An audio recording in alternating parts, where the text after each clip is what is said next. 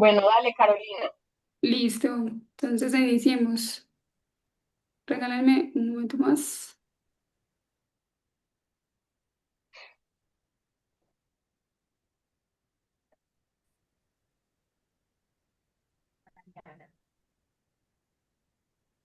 Listo. Bueno, bienvenidos sean todas y todos a la séptima sesión de nuestra memoria activa. En este espacio nos acompañan Santiago Sepúlveda, artista, Juan Guillermo Ramírez, docente, investigador y crítico de cine, y los moderadores Jorge Mario Vera y subdirector del técnico de la Fundación, y Alexandra Falla, directora de la Fundación, a quien le cedo la palabra. Bueno, muy buenas tardes a todos. Bienvenidos a esta nueva sesión de Memoria Activa, una sesión que pretende siempre contextualizar, reflexionar sobre la memoria audiovisual del país con el apoyo del Fondo para el Desarrollo Cinematográfico a través del proyecto de fortalecimiento del patrimonio audiovisual colombiano que lidera y ejecuta la Fundación Patrimonio Fílmico Colombiano, entidad de la que hacemos parte Jorge Mario y yo. Nos llena de mucho orgullo poder estar esta tarde celebrando el centenario de películas emblemáticas como Manizales City, como Los Muertos, Conquistadores de Almas y la otra que me falta que se me olvidó, George, Suerte y azar. Suerte y Azar. Este año, pues, es un año en el que estamos, desde el año pasado, estamos haciendo las celebraciones de las películas que van cumpliendo años. Hemos tenido una gran oportunidad, además, de poder restaurar digitalmente estas películas para que su renacimiento sea un renacimiento todavía mucho más atractivo para nuevos públicos, para conocimiento de esta memoria audiovisual. Y hacemos estas sesiones que además luego quedan en Facebook y es importante mencionarlo, mencionárselo al profe Ramírez, mencionárselo también a Santiago, porque nos han comentado muchos profes que ah, estas grabaciones que hacemos, pues luego pueden ser objeto de discusión en las distintas clases de cinematografía que se llevan a cabo a lo largo y ancho del país. Les decía a ustedes que en la tarde de hoy nos acompañan el maestro Juan Guillermo Ramírez. Juan Guillermo es docente, investigador y crítico de cine, estudió filosofía en la Universidad Nacional, fue redactor cultural o es redactor cultural, periodista radial y de prensa escrita de Arcadia Balcine, El Nuevo Siglo, El Tiempo, de la revista Arcadia, de Musicar FM Estéreo, de HJUT, de la UN Radio y de la UD Estéreo. Ha sido colaborador también en Cinetoscopio y Cine Cubano, crítico de cine de la www.literariedad.com, asesor de la Dirección de Cinematografía y programador de la Cinemateca Distrital, profesor universitario de Historia Mundial del Cine, de cine colombiano, de cine latinoamericano y centroamericano y del Caribe, del cine de las periferias, teoría y análisis cinematográfico, cineclubismo y crítica de cine, tendencias y vanguardias fílmicas, conferencista, tallerista y jurado del Fondo para el Desarrollo Cinematográfico de FDC, al cual nos referíamos hace algunos momentos, de IDARTES, de festivales y muestras de cine en Colombia, Ecuador y Argentina. Ha recibido varios premios, entre los cuales destaco que ha sido nominado al Premio Simón Bolívar en la categoría de Mejor Programa Cultural en Radio en 1993 y ganador del concurso de crítica de cine francés de la Embajada de Francia en el 2002. Hoy es catedrático de la Universidad del Magdalena en Historia del Cine 2 y Análisis y Crítica Audiovisual, columnista de cine sin fisuras del seminario Voz Digital, y estamos muy complacidos, querido profe Juan, de tenerte en la tarde de hoy compartiendo con nosotros sobre este centenario de estas películas tan importantes del cine silente colombiano. Nos acompaña también Santiago Sepúlveda. Santiago es un artista postdisciplinar que ha construido su poética desde el vínculo entre el cuerpo, el espacio y la imagen cinematográfica. En ese ámbito transita por diferentes esferas del quehacer del arte, bajo la lente de las artes vivas, a saber, la fotografía, el teatro, el videoarte, la videoinstalación, la performance y el cine vivo. Desde el 2009 hace parte del laboratorio de artistas de Mapa Teatro, con quienes ha forjado una estrecha relación de pensamiento-creación. Actualmente su trabajo personal se centra en los problemas del antropoceno, la tensión entre lo uno y lo otro y uno humano, enfocado en las posibilidades de la voz en condición de sordera congénita. Lo anterior ha sido agenciado por un contradispositivo de cine vivo que cuestiona el tiempo de la imagen, su plasticidad, sus movimientos en el espacio y su relación con el cuerpo vivo. Su trabajo ha sido invitado a diversos festivales y museos, tanto en el ámbito nacional como internacional, y Santiago también ha sido docente en diferentes universidades del país.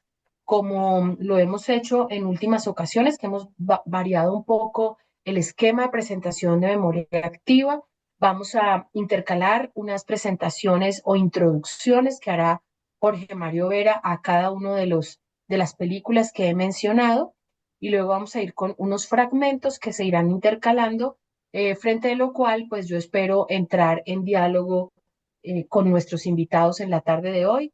Así que le doy la palabra a Jorge Mario Vera, como decía Carolina, es el subdirector técnico de la Fundación Patrimonio Fílmico Colombiano y además colega con el que venimos trabajando hace ya más de 10 años. Te doy la palabra, Jorge Mario. Bueno, Alexandra, muchas gracias. Juan Guillermo, pues como siempre un placer estar aquí compartiendo y Santiago también un placer, sobre todo compartir esa mirada que creo que va a ser bien interesante porque nunca hemos tenido una mirada desde ese lado que creo que va a ampliar mucho esta discusión sobre lo patrimonial. Este 2025 es un año interesante porque se empieza a ampliar, pero también a cerrar el círculo de lo que se considera el cine silente colombiano o el cine mudo colombiano. Ese periodo que va a cerrarse en el 27 con Garras de Oro, así con fuerza, pero que viene con todas estas películas que empiezan un poco en el 2024, donde está Aura las Violetas, La Tragedia del Silencio, Madre y otras películas desaparecidas. Y viene a este 2025 donde hay una gran celebración con una película superproducción que fue Bajo el Cielo Antioqueño, de la cual ya tuvimos oportunidad de celebrar en un cineconcierto su restauración. Por primera vez fue restaurada, es decir, la película había sido duplicada, había sido presentada con música en vivo, pero no había sido restaurada directamente desde el material fílmico, cosa que ocurrió el pasado 24 la proyección ocurrió el pasado Agosto. 24 de agosto en la ciudad de Medellín y va a estar también proyectándose el 27 de octubre en Bogotá, en la Cinemateca, en la celebración del Día del Patrimonio Audiovisual. Pero hay otras películas también centenarias y eso es lo que principalmente motivó esta sesión de hoy, que son otras películas que de pronto fueron igual de importantes o más importantes como en el caso de Como los Muertos, pero que no queda mucho rastro de algunas de ellas y una película tan importante como Manizales City que tiene como dos nacimientos, un Manizales City vivo, resplandeciente, después un Manizales City después de un incendio, y todo eso ocurre entre el mes de marzo y el mes de septiembre de 1925. Vamos a empezar con la película Como los Muertos, es una película bien interesante y es interesante sobre todo por dos de los personajes que participan en ella. Pedro Moreno Garzón, que fue el director. Realmente es un poquito eclipsada su figura y creo que desde Patrimonio Fílmico Colombiano va a ser muy importante hacer un perfil profundo de Pedro Moreno Garzón, que es un personaje muy importante dentro de la cinematografía nacional. Y creo que no es muy reconocido porque estuvo a la sombra un poco de los Vidoménico, que obviamente son las figuras principales y que más se han destacado dentro de ese cine. Pero Pedro Moreno Garzón fue quien estructuró las películas, ya venía a estructurar Aura o las Violetas y ahorita Como los Muertos. Y para el otro año tenemos El Amor, el Deber y el Crimen, que también tiene como figura central en la dirección a Pedro Moreno Garzón. De esta película, infortunadamente, solo quedan 9 minutos, que son los que conserva y que restauró la Fundación Patrimonio Fílmico Colombiano. Es una película que trabajaba un tema que ya había hecho una película anterior, que era La tragedia del silencio, y es el tema de la lepra, que en esos La periodos de los lepra. años 20, de los años 30, fue muy estigmatizada en cierto sentido y creó cierto aislamiento de los personajes que estaban relacionados con la enfermedad. Entonces, aquí Pedro Moreno Garzón, en compañía de Vicencio Di Domenico, establece una narración sobre un personaje que está narrando, es casi como una especie de flashback, donde los dos personajes se sientan a hablar y empieza a contarle un poco esta historia.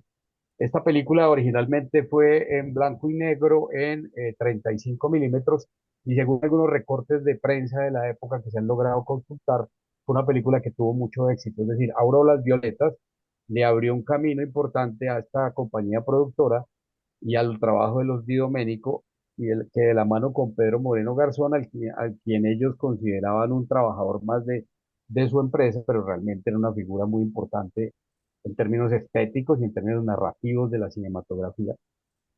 Hizo parte de esta, que fue una película de la CICLA, que era la Sociedad Industrial Cinematográfica Latinoamericana, con la que también se había producido Ahora las Violetas, que va a producir El amor, el deber y el crimen.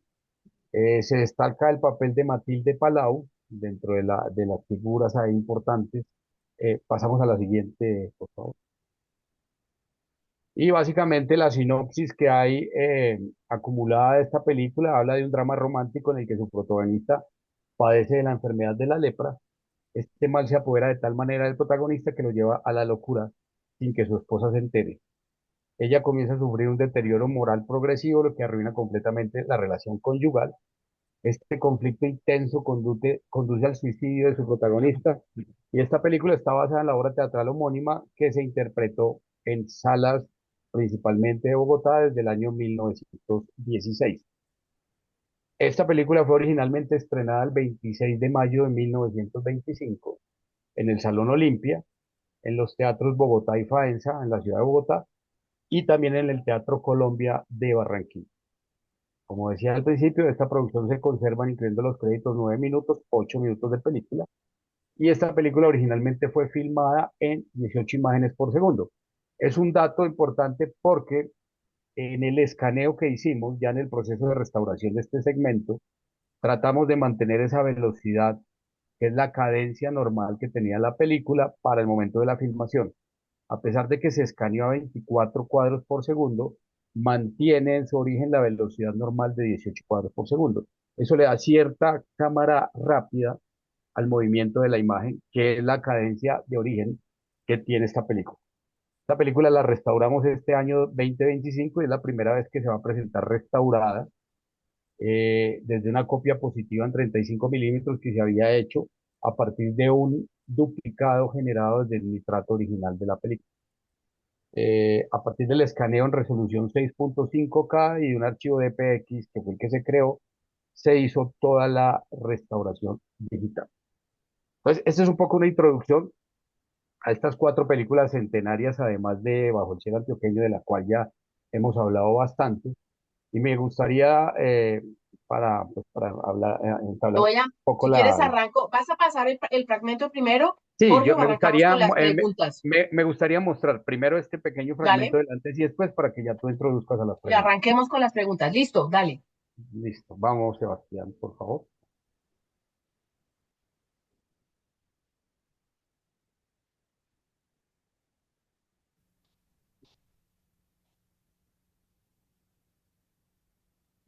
Aquí estamos viendo un comparativo del antes y después de la película. Eh, el que está al lado izquierdo era un poco cómo estaba la película, el nivel de inestabilidad, todos los rayones que presentaba, los desgastes, la pérdida de contraste, la pérdida de lectura de los créditos, de los intertítulos. Problemas Ahora de más foco adelante, también se notan las. problemas de foco, problemas de definición, que ahorita cuando ya proyectemos este segmento restaurado, vamos a ver cómo quedó. Pero primero, pues queríamos hacer la introducción con este antes y después de esta película, Como los muertos.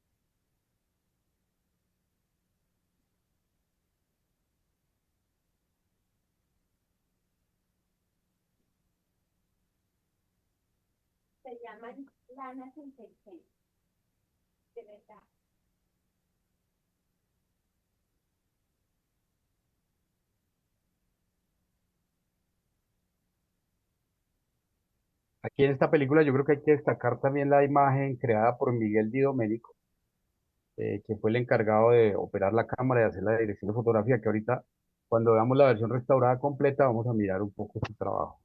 Lástima de verdad no tener la posibilidad de ver esta película completa, porque al parecer es una película bastante interesante y bastante importante dentro de esos dos.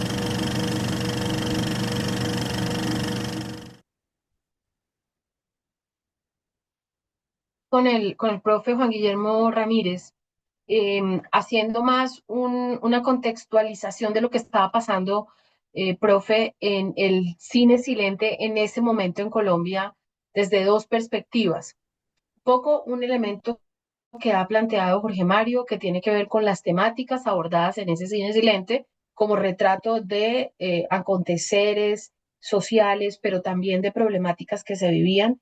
El caso particular de lo que está narrado en esta película, que es el tema de la lepra, que ya se había abordado en la tragedia del silencio, pero también, profe, hablar un poco desde la perspectiva de lo que estas películas nos cuentan de cómo se hacía cine en ese momento, es decir, desde la parte de contenido, pero también desde la parte de la forma y de producción de estas películas, profe.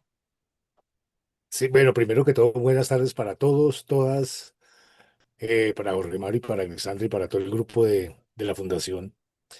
Y sí, sí creo que hay dos elementos que son fundamentales para acercarse o hacer una aproximación a la investigación o a la crítica o al análisis de este tipo de películas colombianas en la época del silente. Y es, la primera es, hay que dividirlas en dos porque claro, está la ficción y está el documental. Y creo que en la parte de la ficción, sí, de alguna manera, el cine colombiano, como apenas estaba estructurando o formando o madurando una idea narrativa, dramática, por supuesto que fue absolutamente dramática, porque la mayoría de las películas que tenían este tipo de ficciones nos estaban contando historias de enfermos. Y pareciera como si, o sea, la tragedia griega estaba presente ahí porque siempre estaba presente la muerte. En cambio, en el documental va a ser completamente distinto. Pero sí veo, haciendo ya como el link entre la relación entre las dos modos de hacer películas, y es que sí creo que hay una falta, y creo que era normal, pues por la misma historia, y es que pareciera que no hubiera ninguna influencia de un cine contemporáneo, de directores contemporáneos o de películas extranjeras. No sé, viendo y ya metiéndome dentro del agua de Manizales City, que le faltó mucho, sobre todo en la segunda parte con el incendio, sí creo que hay algo fundamental y es la manera como se va a visibilizar la ciudad. Y después sí me gustaría mucho que el artista nos comentara acerca del manejo de los cuerpos en la película, porque ahí sí se ve mucho el comportamiento de los niños, de las niñas, de quienes miran siempre a la cámara. Digo que falta una influencia porque sí me acordaba mucho de El hombre de la cámara, por ejemplo, la película de Bertov, pero sí veo que hay un afán de contar historias y creo que eso tuvo la gran ventaja porque todavía la radio no estaba, todavía la televisión no estaba para que la influyera de alguna manera, sino que empezaban a contar, pero qué tipo de historias eran los que contaban y vuelvo a repetir que la parte del drama, la parte trágica, la parte del destino siempre va a ser casi como ese eje temático que va a permear la mayoría de las películas. Entonces creo que esa es como la observación que yo veo frente a este tipo de material, del cual la restauración se me hace absolutamente fundamental, porque claro, ahí está la memoria. Y no estoy hablando de es una memoria costumbrista, porque claro, estamos viendo un cine que es eminentemente costumbrista. La influencia que va a tener este cine viene de la literatura costumbrista colombiana.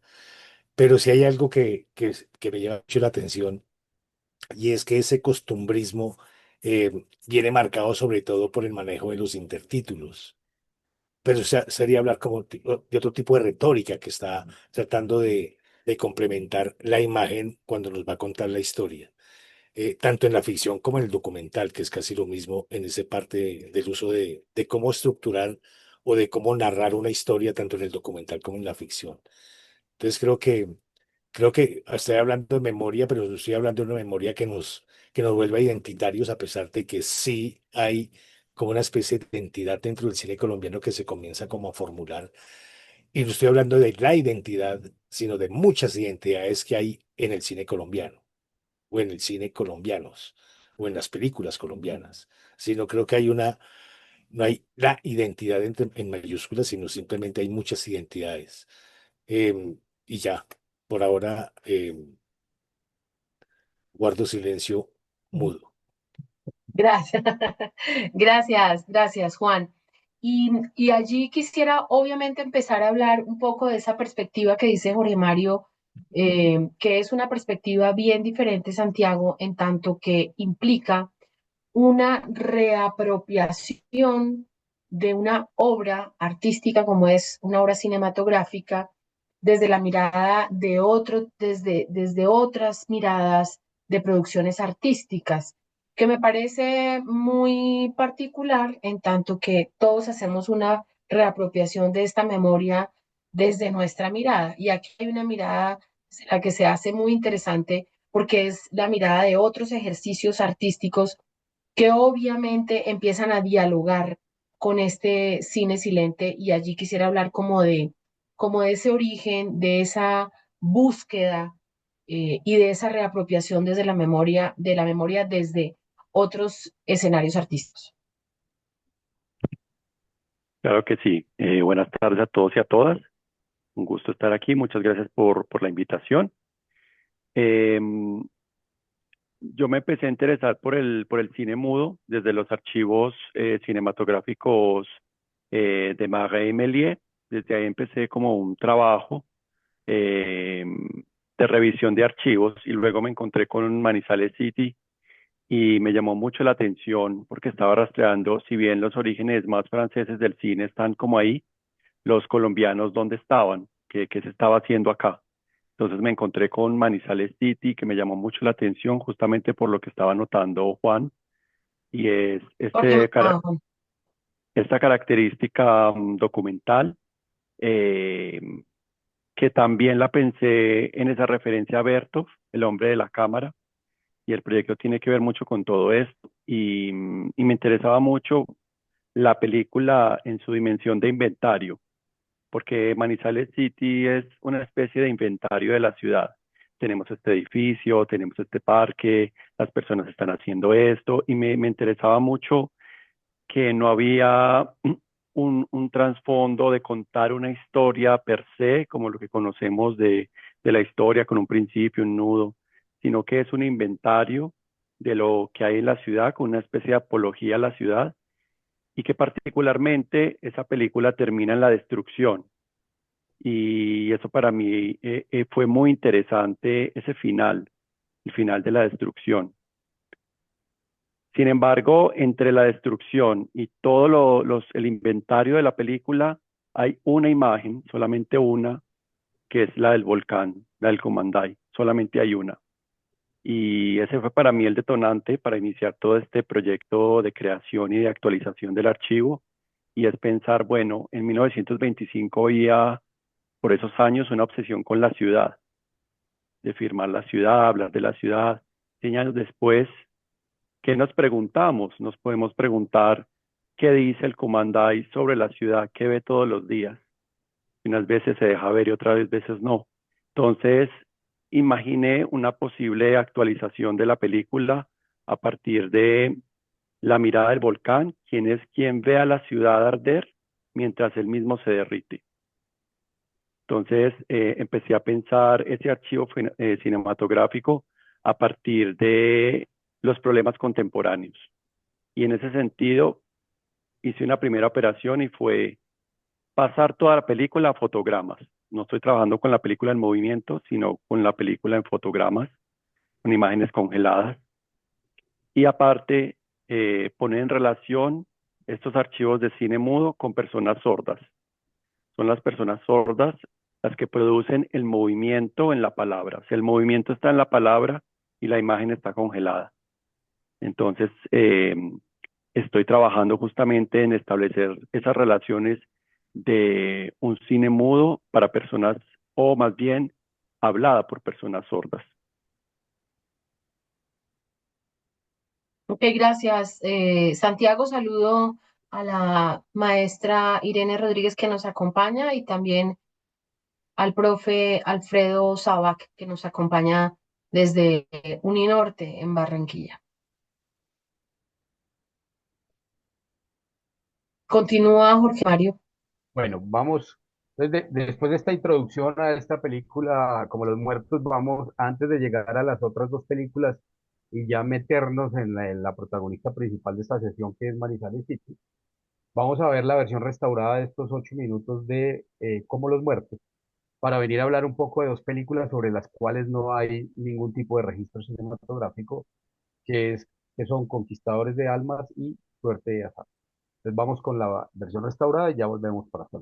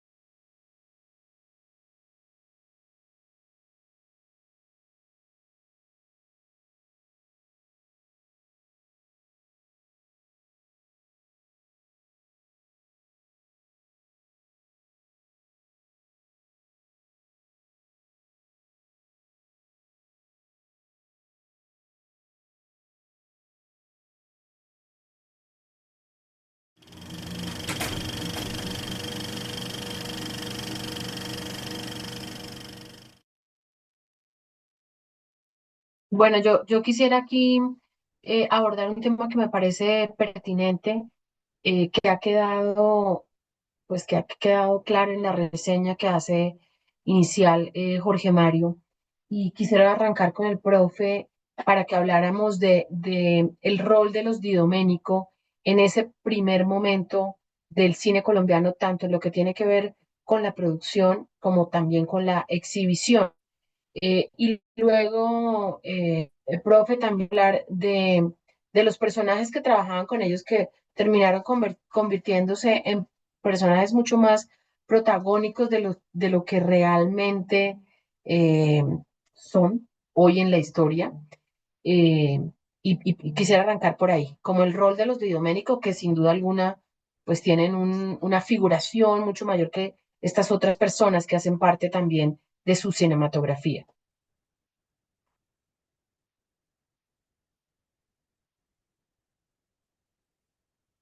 Estás muteado, Juan.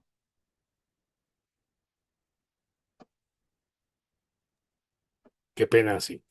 Eh, La influencia Creo del que el cine. aporte, que el aporte de los, estaba silente.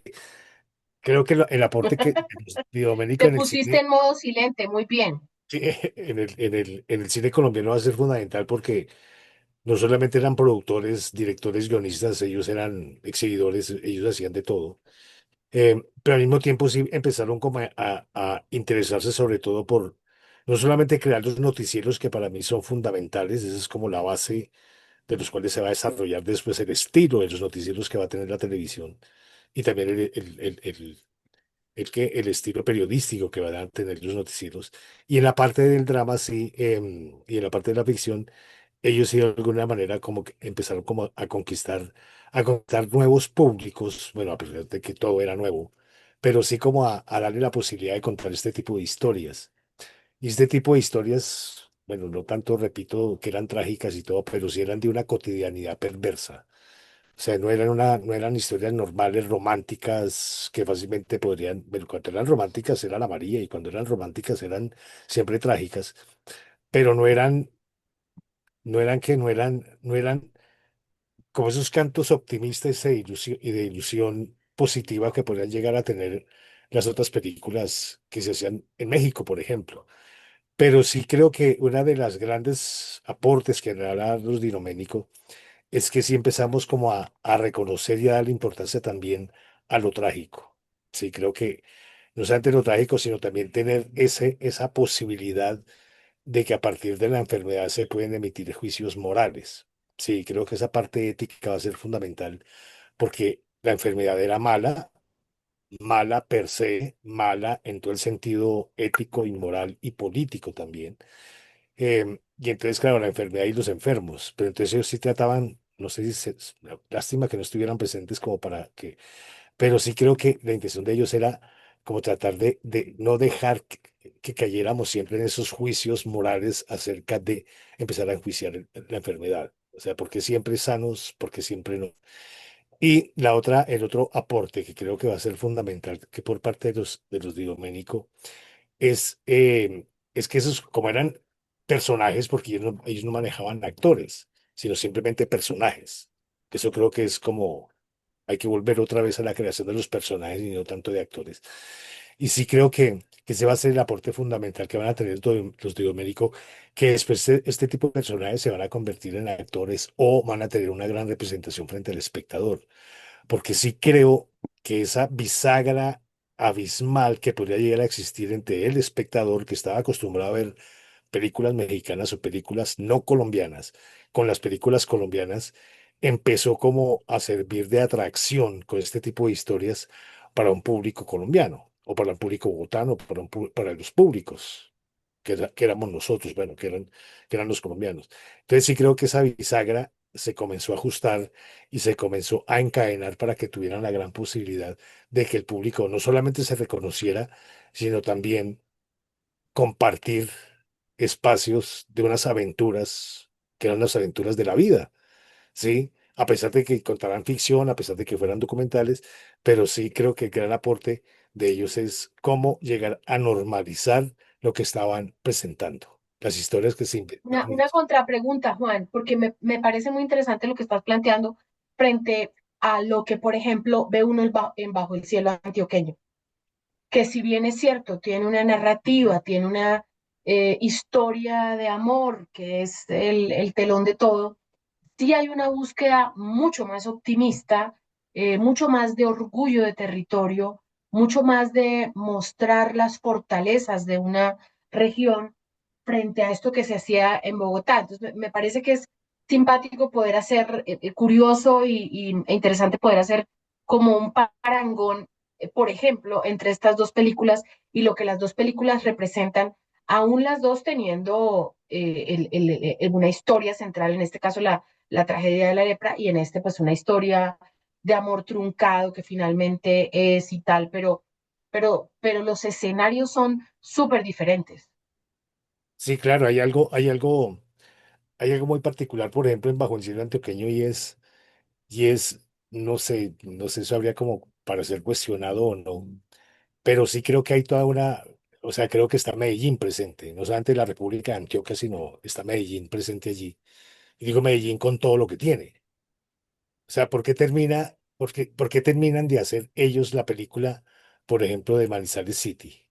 O sea, claro, es que Medellín era la República de Medellín y era lo que estaban ahí Armenia y estaban Pereira y estaba Caldas. Pero entonces, lo que estoy intentando decir es que, claro, ya es mucho más, o sea, hay mucho más lenguaje cinematográfico, no tanto lenguaje cinematográfico, pero sí hay muchos recursos fílmicos que tiene Bajo el Cielo Antioqueño frente a las películas que hacían los Di Domenico, porque creo que los intereses eran completamente distintos. Y los intereses que tenía el director de Bajo el Cielo Antioqueño, que era el mismo productor y el actor y todo, y es contar una historia. Sí, y contar una historia cómo, y contaba la historia además con unos recursos técnicos que en esa época eran casi desconocidos, que era el uso del flashback, por ejemplo. Sí, que antes el recurso del tiempo no se hacía, y ahora viendo como los muertos, buenísimo que empiecen como esa aproximación de jugar con el tiempo. A pesar de que los intertítulos, yo le quitaría los intertítulos y le quitaría los fundidos a negro en ese ojo de pescado, o sea, le quitaría algunas cosas, pero porque claro, da la impresión de que hay que retroceder en el tiempo, y ahí están rompiendo un poco con la estructura narrativa que después, por supuesto, va a ser casi como el modus operandi de la mayoría de las películas, como un recurso técnico para jugar con el tiempo. Entonces creo que los Diomédicos ya empiezan como a jugar un poco con eso, o a ser un poquito más arriesgados con el lenguaje cinematográfico, si es que apenas estaba comenzando a desarrollar ese tipo de lenguaje. Entonces creo que sí va a ser fundamental el aporte de los Di Domenico junto con el de los Acevedo. O sea, creo que ellos dos, o sea, esas dos figuras, esos dos apellidos, creo que van a ser la conformación y van a consolidar el desarrollo de lo que después va a ser mal llamado una industria cinematográfica colombiana. Pero sí ya empiezan Y a mí lo que me gusta, Juan, que tú has mencionado es el tema de la intencionalidad, ¿no? Hay dos intencionalidades distintas que se ven evidentemente en dos producciones contemporáneas, cada una con recursos técnicos a resaltar y subrayar, eh, técnicos y narrativos, pero que obviamente sí muestran unas realidades bien diferentes como escenario. Ujú. Sí, Y señora. yo quisiera preguntarle a Santiago lo siguiente, porque él ha hablado de esta cinematografía como una especie de inventario que es cierta, pero me parece muy interesante, Santiago, y se ve también en Bajo el Cielo Antioqueño, que tuvimos la oportunidad de verla, yo al menos por primera vez restaurada en una pantalla de una calidad impresionante, porque no es lo mismo verla, las pruebas, ¿no? A poderla ver en una sala con un proyector de una calidad. Y es allí este paralelo que se hace entre el surgimiento de la ciudad, Santiago, y los escenarios que siguen siendo escenarios muy bucólicos, ¿no? Es decir, uno ve aquí en lo que hemos visto en la tarde de hoy, muy la figura del campesino, el campo, y lo mismo se ve en Bajo el Cielo Antioqueño, de una manera diferente, más campesino productor, que hace parte de un engranaje de producción económica, pero sí creo que se mueve en paralelo ciudad pero sigue siendo muy, muy, muy importante y de mucho peso ese escenario bucólico de los primeros momentos de nuestra cinematografía, Santiago. Sí, lo interesante es justamente cómo, cómo los registros cambian justamente lo que se muestra en el registro de ficción. En esta que acabamos de ver, que yo no lo había visto nunca, me pareció muy interesante todos esos espacios para la ficción que hay. Justamente hay hay algo que está inscrito dentro del campo, dentro del paisaje, el campo, mientras que en Manizales es la pura ciudad. Y fue lo que me llamó la atención de la película, justamente porque solo hay una imagen de montañas, etcétera, centrado en eso, que es una del volcán.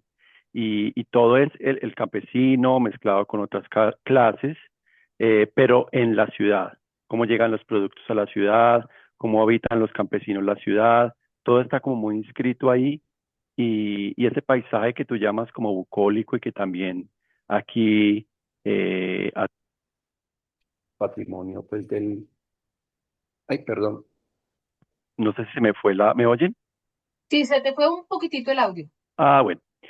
Entonces, creo que lo interesante ahí es como en el registro documental del inventario, cómo se centraban justamente en la ciudad y en nombrar como todo aquello de lo que estaban orgullosos, mientras que en la ficción tenemos las historias del campo, como unas historias más de la de campesina, ubicadas allí, con estos paisajes, y ahí sí hay un desarrollo del paisaje, mientras que en Manizales City es pura ciudad, en transición también, porque vemos unas calles absolutamente enlodadas, con unas mujeres elegantísimas que les cuesta bajarse del coche y todas y una gran cantidad de población descalza. Hay unos como unos aspectos, digamos, más de carácter antropológico muy interesantes en la película.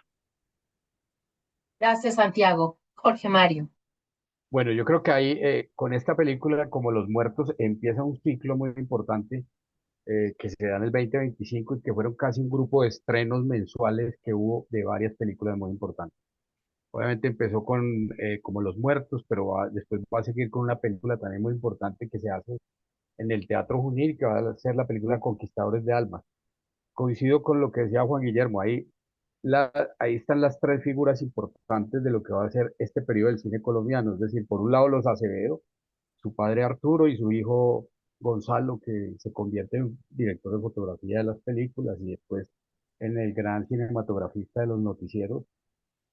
Están los Dioménico, que es toda una familia con una cadena de productiva bien estructurada, es decir, está Donato, que es el que construye o el que ayuda a construir el Salón Olimpia, el que ayuda a construir los estudios que eran donde actualmente está el Teatro Jorge Luis Gaitán, anterior Teatro Colombia, y también está, pues obviamente, Vincenzo y Miguel, que son los que uno hace dirección y el otro hace la fotografía de las películas. Entonces tenían casi como toda la cadena montada, La cadena de valor montada. Es que eso me parece totalmente y de una totalmente visión clara, ¿no? empresarial.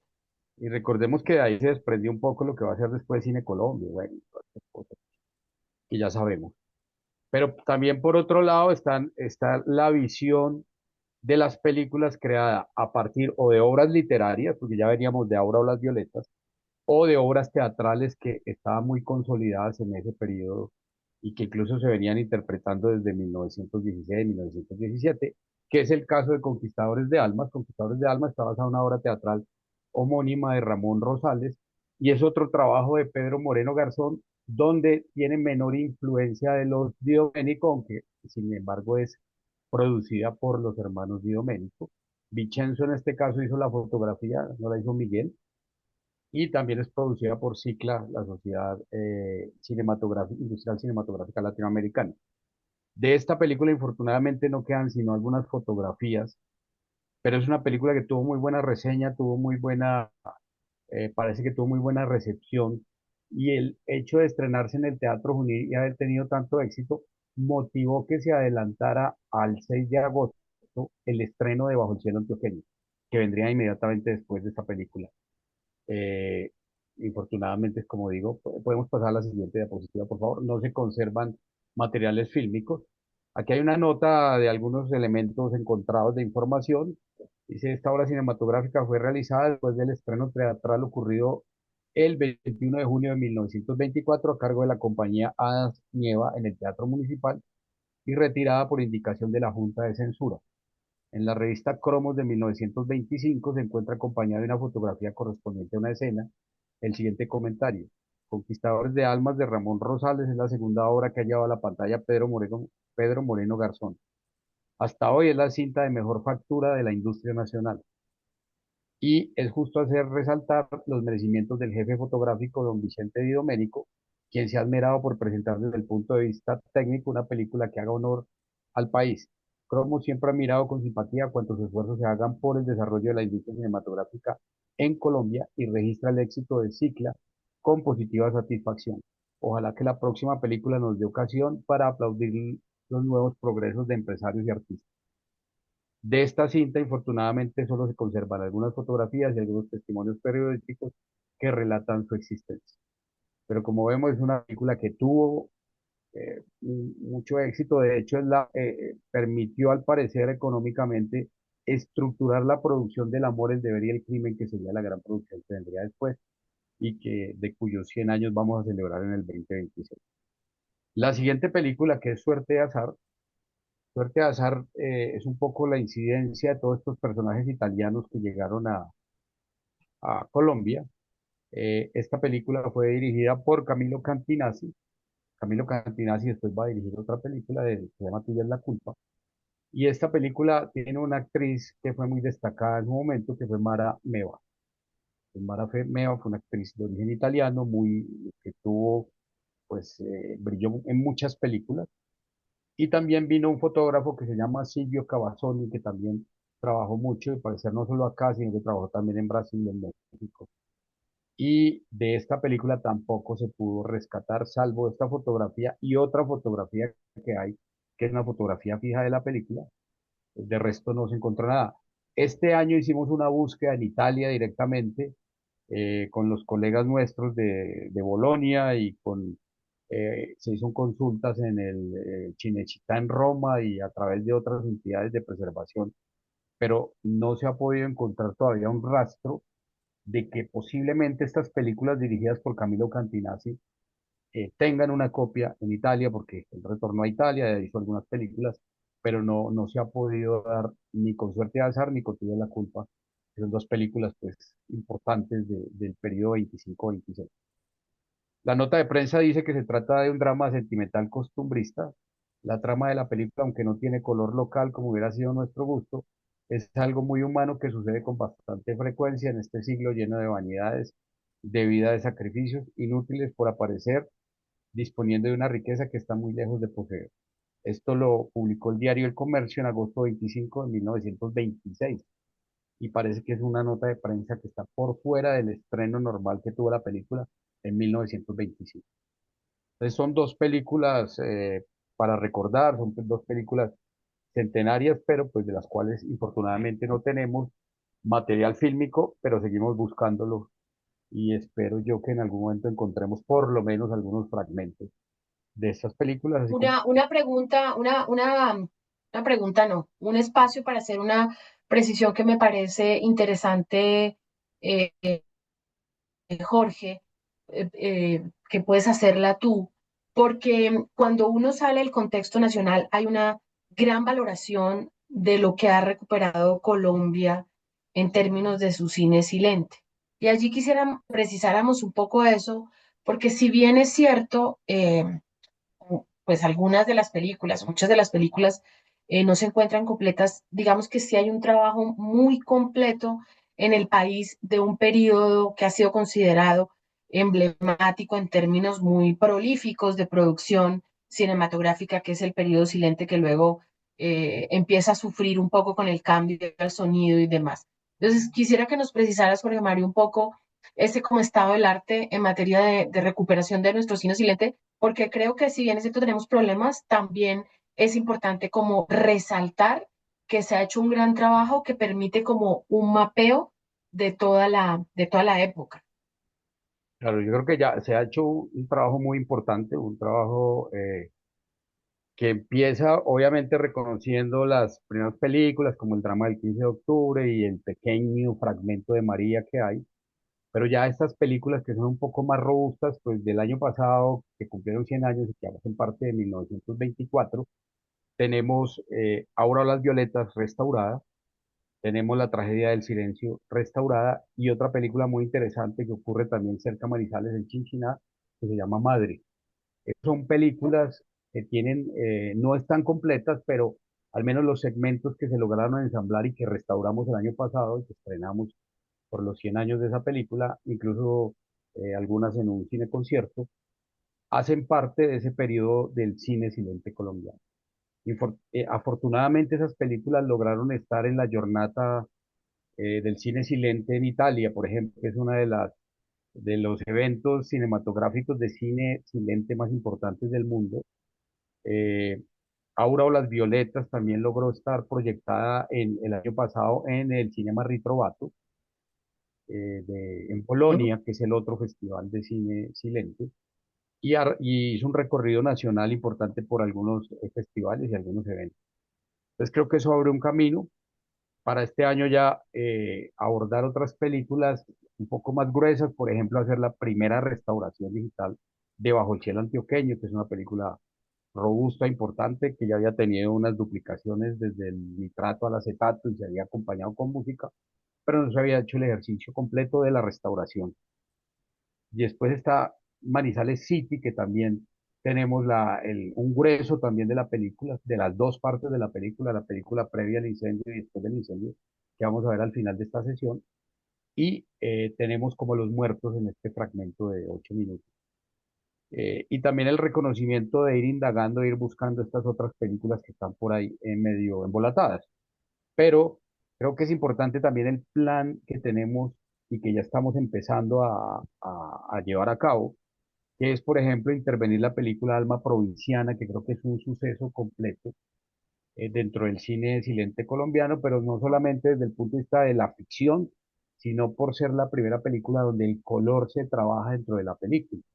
No existía la emulsión en color, pero existían las técnicas de colorización, como la imbibición, como el stencil, que son utilizados en esta película y que en la versión restaurada que estamos trabajando en este momento, estamos buscando reconstruir de la manera más precisa ese color. Y también vamos adelantando el trabajo, porque es un trabajo complejo,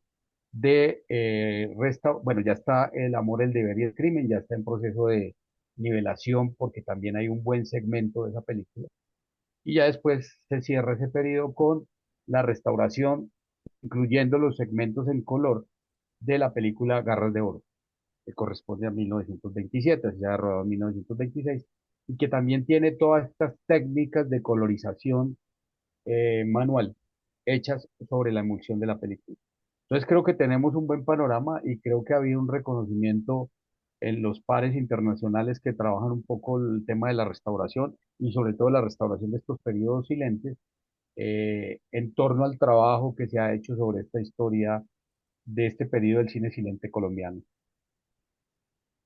Gracias, Jorge. Me parece clave ese contexto y ese panorama, porque realmente sí creo que la fundación ha tenido como un liderazgo y el país ha tenido un liderazgo en eso de la recuperación del cine silente nacional, que sin duda pues es el origen de toda nuestra historia. Si quieres, continúa con la Entonces, protagonista de la vamos tarde, que es la película Manizales. entonces Manizales City es hecha por Félix Restrepo. Félix Restrepo realmente era una persona muy amiga de Gonzalo Mejía en Medellín. Félix Restrepo por un tema familiar se va a ir a Manizales y en Manizales, incluso cuando estábamos estrenando Manizales, Bajo el Cielo Antioqueño en Medellín, apareció uno de los nietos de Félix Restrepo. O sea, apareció, de verdad apareció como una aparición, es decir, una aparición que llega y se presenta y con él tenemos un contacto próximamente que va a contar un poco de Félix Restrepo y lo que no sabíamos es que Félix Restrepo había hecho otra película, una película que parece que la terminó pero no la logró estrenar y de la que nos van a contar más adelante esta historia, pero creo que es bien interesante porque Félix Restrepo también es un personaje muy interesante dentro de la cinematografía nacional. Félix Restrepo trabajó casi que solo en esta película, es decir, en términos de casi todos los procesos que hizo, pero además tuvo la osadía de hacer la película, estrenarla, pasa el incendio que es en junio y vuelve y la estrena en septiembre, ya con los dos segmentos de la película. Entonces creo que ese es un hito único en la cinematografía nacional, es decir, estrenar una película que fue hecha para unos carnavales realmente. Creo que se llaman carnavales de Manizales, no sé si todavía existan esos carnavales en Manizales, distinto a la feria de Manizales, pero no sé si sea, estamos hablando del mismo tipo de fiesta, posiblemente. Pero ya después filma casi al otro día del incendio, eh, donde todavía los sitios están echando humo del incendio que acaba de ocurrir, y vuelve y estrena la película el 3 de septiembre de 1925. Entonces creo que eso es una cosa bien curiosa y fundamental dentro de esta película, eh, que obviamente pues va a marcar un suceso muy importante.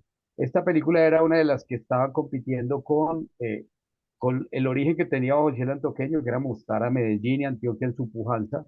Manizales también quería mostrar la ciudad, la pujanza que tenía la ciudad, y cosa que después va a hacer Pereira con Nido de Cóndores, que también buscó mostrar la pujanza de la sociedad, porque la financió la Sociedad de Mejoras Públicas de Pereira, la pujanza de esa ciudad. Entonces, es un tema común que une a estas películas, era mostrar casi que dentro de entre comillas, público reportaje, sus ciudades y la pujanza que tenían. ¿Quieres? Vamos a la otra diapositiva, por favor.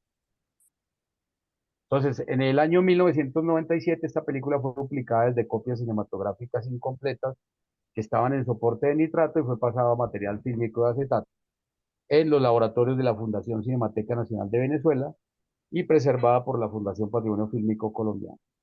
De esta producción se conservan 39 minutos que originalmente fueron filmados a 18 imágenes por segundo. Esa es un poco la velocidad a la que vamos a ver la película hoy en su versión restaurada.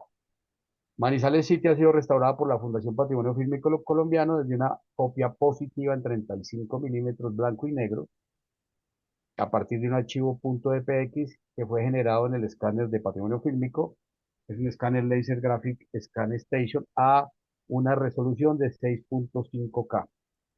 Esta película, esta versión que van a ver, tiene un pequeño error en el cuadro de los títulos, que es donde debe decir Manizales Film Company, se fue Colombia Film Company, que es un cambio de palabra que hubo ahí en una persona que hizo la digitación, que ya se corrigió, pero pues para esta versión que vamos a publicar hoy, va a salir con abajo con el intertítulo, tiene Colombia Film Company, realmente debería decir Manizales Film Company.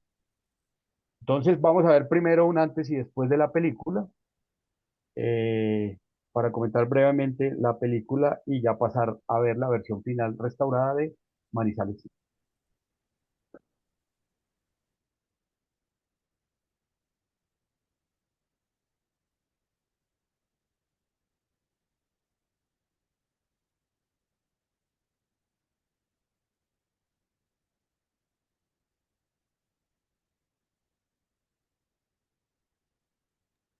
Realmente era una copia que presentaba bastante desgaste, bastante deterioro, que también venía del origen, es decir, del origen en nitrato. Al pasarse al acetato también se copiaron muchas de esas imperfecciones que traía la película. Una vez estabiliza, si ustedes ven, la gente se ve ligeramente más rápido de lo que normalmente caminamos por la velocidad de origen en la que se filmó la película. Obviamente todas las rayaduras, las pérdidas de niveles Desaparecen, todas las rayaduras desaparecen. desaparecen en su mayoría en la medida de las posibilidades que nos da la tecnología actual. ¿Qué soporte Posiblemente era este? Era un 35 milímetros, ¿sabes 35 exactamente? milímetros nitrato.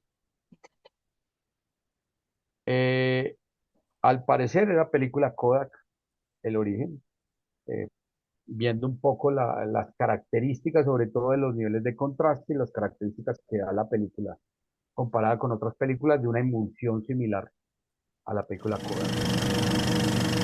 Este era un poco el estado de la película y pues antes de ver ya la versión restaurada, pues me gustaría ahora sí conocer su La opinión percepción. de nuestros invitados, que es súper importante, sobre todo, a mí me llama la atención, como ha sucedido en otros casos, Juan y Santiago, que las películas se empiezan a convertir como en leyenda urbana, ¿no?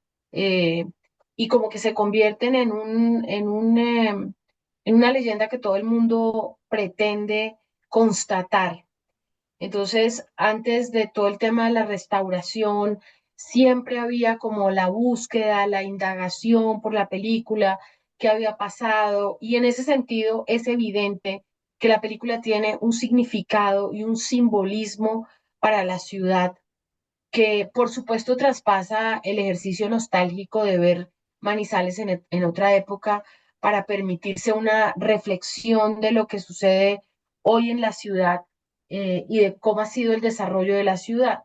Y allí un poco para las dos, para los dos, perdón, es como la pregunta de qué significa esta película para la ciudad y qué tanto se conoce masivamente la película por parte de la ciudad, o por lo menos la referencia a la película, porque es claro que estas indagaciones siempre vienen de profesores, de investigadores, de cinéfilos, como de un círculo un poco más restringido, si pudiéramos llamarlo, pero lo que vimos en Medellín a mí me dio cuenta de que la película, evidentemente creo que era una película que tenía un conocimiento y un reconocimiento por parte de la ciudadanía, ¿no? No sé si Jorge Mario no me deja mentir, pero cuando uno ve que 900 o 1000 personas van a ver una película, es porque evidentemente la película está en el imaginario colectivo de la ciudad y significa algo para la ciudad. Y acá un poco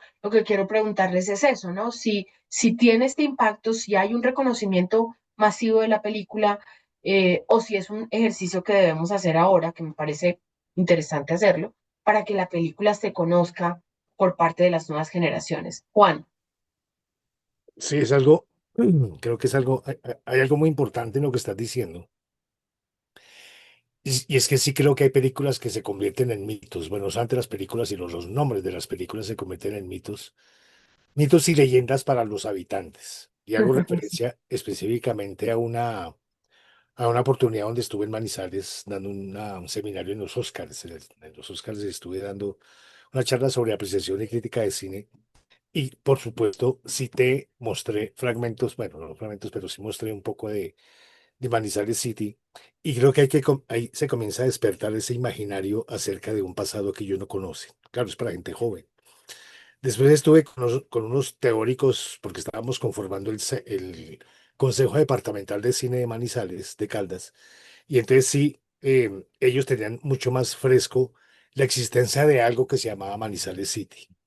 Y sí creo que hay algo de la importancia, o sea, creo que cada departamento, por no decirte cada ciudad, sí quieren tener su película del pasado que lo represente, o sea, que sea del imaginario de ellos. Y aquí, en este caso en particular de Manizales City, a mí lo que me llamó la atención, o sea, hubiera sido buenísimo que fueran dos cortos. O sea, la primera parte, que es muy publicitaria, muy comercial, o sea, es muy de divulgación, es muy de descubrimiento de su ciudad para todos.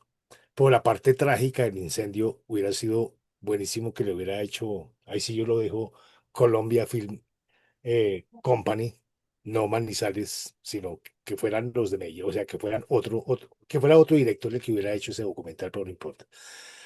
Y yo sí creo que hay una representación de ciudad que va a ser fundamental.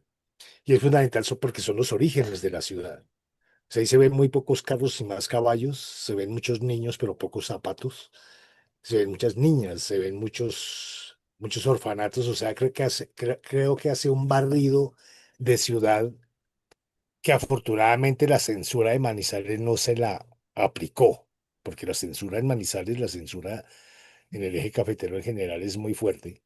Y hay muchas películas, por ejemplo, Madre, que fue la película que hacía, creo que hacía referencia a Jorge Mario de Félix de Restrepo, pero el guión fue de Samuel Velázquez. Entonces creo que sí y Madre sí iba a recibir un poco de censura por ¿No? Y la parte, dirección también de Max Samuel Velasco. claro.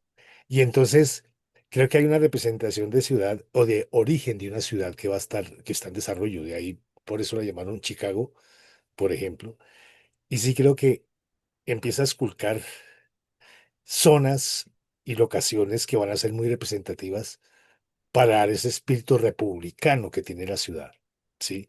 Y ese espíritu republicano viene representado, por supuesto, por los edificios, por la arquitectura, pero por los grandes edificios de los bancos, la zona y la calle de comercio, pero también busca, por ejemplo, un orfanato, busca un asilo, la plaza de mercado, que la plaza de mercado hoy, mirando Manizales hoy, pues ya son centros comerciales, o sea, ya se cambia todo el concepto de ciudad porque sí pareciera que el espíritu de la modernidad en las ciudades sí parece ocuparse por la invención de los centros comerciales. Si no hay un centro comercial en una ciudad, o sea, no es ciudad todavía. O sea, creo que eso es como lo que nos dejaron los gringos con sus malls. Y, y entonces sí, creo que hay algo fundamental y es cómo quedar en la memoria, porque claro, y eso es por supuesto como el origen o la importancia de los archivos, y es reconocer un pasado, conocer un pasado, y ese pasado es lo que está predeterminando el presente. O sea, la plaza de mercado nunca va a desaparecer, siempre va a estar allí, puede cambiar la arquitectura, puede cambiar la fachada, puede cambiar la reconstrucción, puede cambiar los hábitos, pero los que trabajan en la plaza van a ser los mismos, ¿sí? Ahí lo que me llama la atención, y eso ya es eminentemente cinematográfico, y es que permanentemente estaban rompiendo la cuarta pared. O sea, los niños miran la cámara, creo que la primera vez que se están familiarizando con algo tan raro que puede llegar a ser una cámara. Y si es una película que está filmada en 35, imagino que las cámaras son grandes. Entonces creo que esa mirada se me hace muy tierna, digo muy tierna en el sentido de que es algo que está rompiendo con esa perfección del cine, de que no miren la cámara porque estamos rodando, pero claro, es un documental, nada, miren lo que tienen que mirar. Eso se me hace fundamental. Y lo otro que creo que es el aporte de la segunda parte del incendio, y es que sí creo en lo que decía Guerín, y sí hay que tener en cuenta que haciendo una película está la contingencia. Aquí la contingencia y el azar fue absoluto, porque él hubiera podido seguir haciendo lo que estaba haciendo, pero cuando llega el incendio él se le cambió la ciudad. Fácilmente hubiera podido ser un terremoto como lo que pasó en Pereira, o sea, hubiera sido algo completamente distinto, pero como fue un incendio quedaron ruinas. Y entonces, claro, cambia el espíritu, cambia el interés y es y es la contraparte o la contrastación de realidad. Y esa contrastación de la realidad, que es la vida misma, porque la vida está contrastada permanentemente, o se viene contrastando permanentemente. Aquí la ciudad se contrasta. Sí creo que hay algo muy válido en esa propuesta que se tiene en este documental. Y sí creo que hay algo muy importante y es por fin aparece, aparece la presencia un poco pequeña, pero que después va a ser a lo largo de las demás películas, que después voy a hacer como un barrido acerca de las películas que se han hecho en Manizales, que han sido muy pocas desafortunadamente, y la presencia de la mujer, sobre todo con las excursiones de las mujeres. Sí, donde aparecen en el carnaval, donde aparecen las reinas, donde aparecen bailando. Y sí creo que hay casi como la primera manifestación de la presencia de una mujer. No importa que haya sido esquematizada a lo largo de la historia de este periodo silente, de la presencia de la mujer, así como era, no tanto en el drama, estoy hablando del documental, pero que después va a cambiar mucho. Por ejemplo, hacer una película, pues, se convirtió, o sea, hay una Film Commission en Manizales, y ahí hace una película que se llama La Paramount Picture, Los Aventureros, por ejemplo, en 1968. Madre del 24, El Tesoro del Cacique, pero por ejemplo María Cano ya no la firman en Manizales, sino la firman en Salamina, por ejemplo. Edipo Alcalde también. em, y no sé, entonces Elena de Jaime César de Espinosa, que creo que es una de las aproximaciones que hay dentro del cine experimental de la ficción que hacen en Pereira, que hacen en Manizales, y este es un docente de la Universidad de Manizales. Y es que sí creo que a partir de allí, o sea, yo creo que creo que ya se permite vislumbrar o se abre un poquito la luz o una ventana a través de esta película para empezar como a acercarse mucho a lo que están haciendo en Manizales, por ejemplo, la Universidad de Caldas o la Universidad de Manizales acerca de el videoarte. Sí, y creo que sí ya hay nuevas propuestas, por ejemplo, dentro del documental ensayo. Y sí creo que Creo que aquí, con esa ruptura que hay entre lo bonito y lo bucólico, a pesar de que todo es bucólico, a pesar de que las calles, o sea, ahí me llamó mucho la atención ese desarrollo de ciudad, o sea, apenas están naciendo las calles, apenas están apareciendo los coches, apenas están desapareciendo los caballos. O sea, creo que hay esa transformación de lo rural a lo urbano, que eso va a ser una constante tanto a nivel temático como a nivel de locaciones. Sí creo que es lo que va a permitir ser un poco arriesgado y fue muy arriesgado después al contemplar y a filmar lo que pasó con el incendio. Entonces creo que fue un riesgo, pero el riesgo no sé, sabemos si fue la vida o fue el mismo director que asumió filmar el incendio. Creo que es un aporte, y sobre todo el aporte de ustedes con la Fundación la Restauración, se me hace maravilloso. El antes no se puede ver, si no se oye no se ve, en cambio el después ya no, ya uno está viendo. Creo que fue una experiencia, ahora sí, después. ¿Y ya? Gracias, Juan. No, señora. Santiago, lo que simboliza Manizales City para la ciudad. Y si realmente, digamos, tú vienes haciendo como un trabajo que tiene relación, pero un poco la pregunta es, ¿la gente sí la conoce? ¿La gente sí la pregunta? ¿La gente sí indaga? A veces subvaloramos el conocimiento de las nuevas generaciones y demás, pero sí me gustaría saber tu percepción sobre el particular.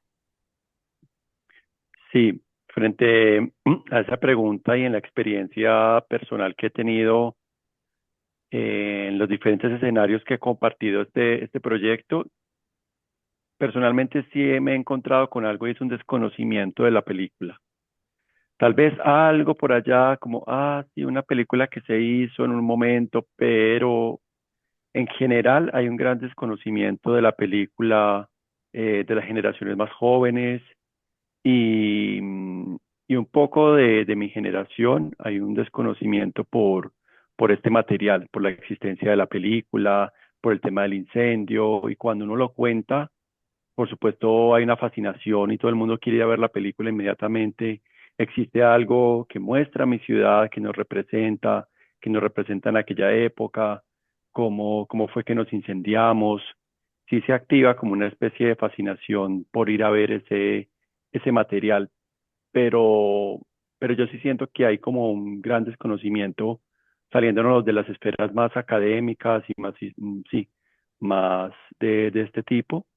Porque, por ejemplo, cuando presenté la película en Azorcal, que es la Asociación de Sordos de Caldas, para contarles del proyecto y quién quería participar en la película, nadie, nadie conocía este material, todos estaban, por supuesto, muy fascinados, pero no es muy conocido.